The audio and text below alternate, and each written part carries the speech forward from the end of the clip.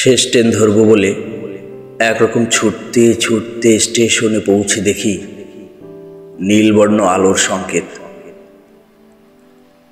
হতাশার মতন হঠাৎ দারুণ হুইসেল দিয়ে গাড়ি ছেড়ে দিয়েছে।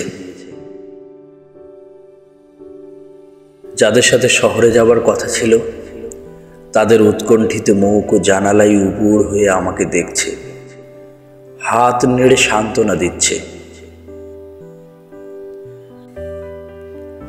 আসার সময় আব্বা তাড়া দিয়েছিলেন, গোছাতে গোছাতেই তোর সময় বয়ে যাবে, তুই এবার গাড়ি পাবি। আম্মা বলছিলেন, আজ রাত না হয় বই নিয়েই বসে থাক, কত রাত তো অমনি থাকিস। আমার ঘুম পেল, এক নিঃস্বপ্ন নিদ্রায় আমি নিহত হয়ে থাকলাম।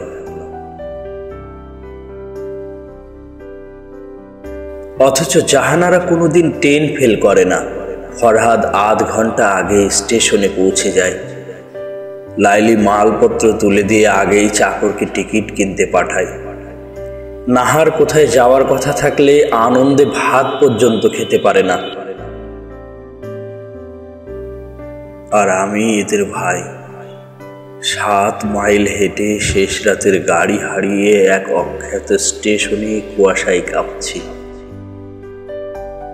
কুয়াশার সাদা পর্দা দোলাতে দোলাতে আবার আমি ঘরে ফিরব। শিশিরে আমার পাজামা ভিজে যাবে, চোখের পাতায় শীতের বিন্দু জমতে জমতে নীললজ্জের মতন হঠাৎ লাল সূর্য উঠে আসবে। পরাজিতের মতো আমার মুখের উপর রোদ নামলে সামনে দেখব পরিচিত নদী, ছড়ানো ছিটানো ঘর বাড়ি গ্রাম, জলার দিকে বকের ঝাঁক উড়ে যাচ্ছে। তারপর দারুণ ভয়ের মতো ভেসে উঠবে আমাদের আটচালা, কলার ছোট বাগান। দীর্ঘ পাতাগুলো না না করে কাঁপছে।